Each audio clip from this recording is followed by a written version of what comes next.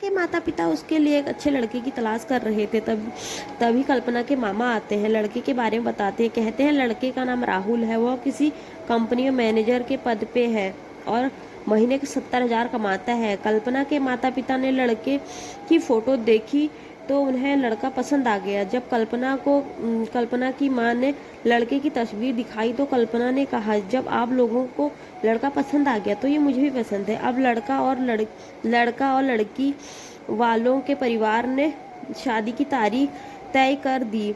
कल्पना के माता पिता बहुत खुश थे कि उनकी बेटी की शादी एक अच्छे घर में हो रही है। पूरे धूमधाम से कल्पना की शादी हो गई। अब कल्पना अपने बचपन के घर को छोड़कर एक नए घर में चली गई। कुछ दिन तो कल्पना को अपने माता पिता और अपने घर की बहुत याद आई। कल्पना की शादी के अब महीनों बीत गए थे। अब उसके पति राहुल पहले जैसा व्यवहार भी कल्पना के साथ नहीं करता था। कल्पना से वो चिड़ा सा रहने लगा था और न ही उसकी बातों को मानता। कल्पना को समझ नहीं आ रहा था कि वो ऐसा क्यों कर रहा है।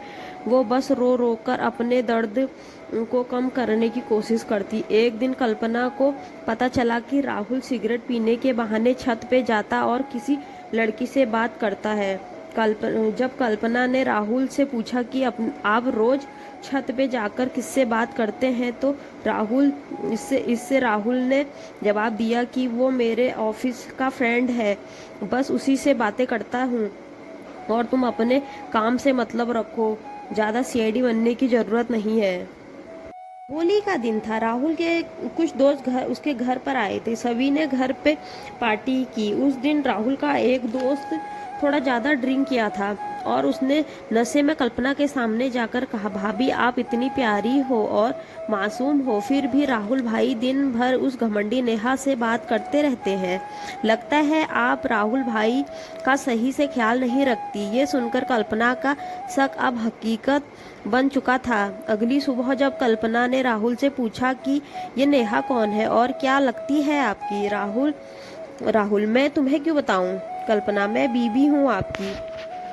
राहुल देखो, तुमसे पहले वो मेरी लाइफ में आई।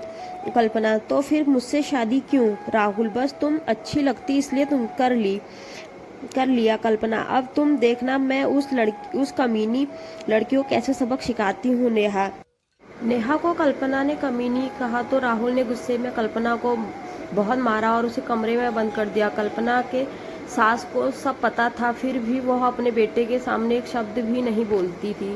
शाम को जब राहुल आया तब उसने रूम का दरवाज़ा खोला। उस दिन कल्पना की तबीयत खराब हो गई, फिर भी उसी हालत में उसने खाना बनाया। कल्पना ये सारी बातें अपनी माँ को बताना चाहती थी, लेकिन वह चाहकर भी बता नहीं पा रही थी, क्योंकि वह जानती थी कि अगर उसके माता पिता को ये सब पता चला तो वह परेशान हो जाएंगे।